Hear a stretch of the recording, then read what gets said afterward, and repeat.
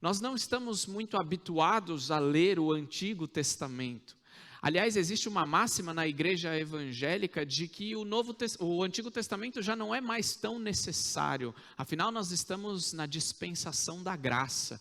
Então, o Antigo Testamento, ele tem ali as suas lições de moral para nós, né? Nós aprendemos que Davi venceu Golias, porque ele confiou em Deus, e nós vamos tirando algumas lições do Antigo Testamento, sem perceber que ele está recheado da graça de Deus, sem perceber que o Antigo Testamento nos fala hoje.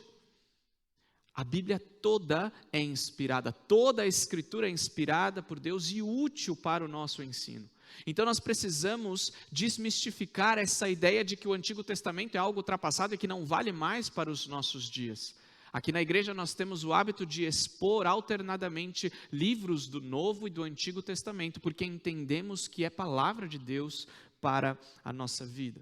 E o que está acontecendo neste texto que nós lemos? Nós estamos lendo o livro de Deuteronômio, o 5º livro da lei, daquilo que chamamos de Pentateuco, uma repetição das leis do Senhor, e nós estamos diante de um texto muito, muito interessante. 40 anos já se passaram. 40 anos já se passaram daquela geração que deixou o Egito. E agora nós temos aqui Moisés, o autor destes 5 livros, ele está nas campinas, nos campos de Moabe. Uma vegetação rasteira onde é possível contemplar o outro lado. E ao olhar para frente, ao contemplar o horizonte, ele se dá de cara com uma cidade que eu e você conhecemos, a cidade de Jericó. Nós cantamos com as crianças, vem com Josué lutar em Jericó. Uma cidade bastante conhecida, uma cidade que possuía um povo forte, muralhas muito fortes, e a muralha era a glória da cidade. Uma cidade naquele contexto sem grandes muros, sem grandes portões, era uma cidade sem moral, uma cidade enfraquecida. Moisés, ele está aqui contemplando Jericó, mas ele não está sozinho. Moisés foi ao Egito com uma missão de libertar o povo hebreu da escravidão de Faraó. E ele sai com aquele povo no deserto. Mas nós sabemos que aquela caminhada que poderia ser de 2, 3 dias, 4 dias talvez, se tornou uma caminhada longa de 40 anos no deserto. Você deve imaginar que como saíram crianças, jovens, adultos e idosos do Egito, muitas pessoas morreram nessa peregrinação. Muitas pessoas morreram nessa caminhada pelo deserto até a chegada à terra prometida.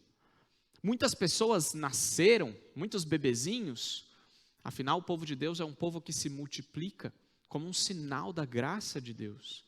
Então nós temos aqui uma nova geração. No decorrer destes 40 anos, Deus disciplinou o seu povo. Um povo incrédulo, um povo que viu o mar abrir no meio, mas não acreditava que Deus poderia sustentá-lo, mandando o maná também no 7º dia. Você se lembra da lei? Que na sexta-feira, no 6º dia, ele mandava o maná em dobro, para que no sábado não precisassem ir lá colher e pegar o alimento, porque Deus cuida e provê para o seu povo. Então uma geração incrédula que não aguenta esperar o Senhor, que logo se desvia para adorar outros deuses, uma geração que não crê que Deus pode enviar as codornizes, uma geração que viu grandes coisas do Senhor, mas ainda tinha um coração endurecido e não se submetia e não se entregava verdadeiramente, totalmente ao Senhor. E é muito comum nós hoje, crentes da nova aliança, olharmos para aquele povo e falar, mas que povo burro, que povo incrédulo, que povo pecador, vendo grandes coisas do Senhor, eles ainda assim têm dificuldade de crer. Mas esquecemos que nós temos a revelação completa do Senhor e também temos a mesma dificuldade de crer no Deus da aliança. Nós temos as mesmas dificuldades, os mesmos pecados que se manifestavam naquele povo também se manifestam a nós e em nós. Eles não eram crentes de que o Senhor poderia fazê-los conquistar a terra prometida. Moisés tinha ali uma nova geração, uma multidão de pessoas diante da cidade de Jericó. Mas essa cidade não seria conquistada através de Moisés, mas sim de Josué, o seu sucessor. Moisés, meus irmãos, você lembra bem da história. Ele não entrou na terra prometida. Por conta do seu pecado, Moisés ficou de fora da terra prometida.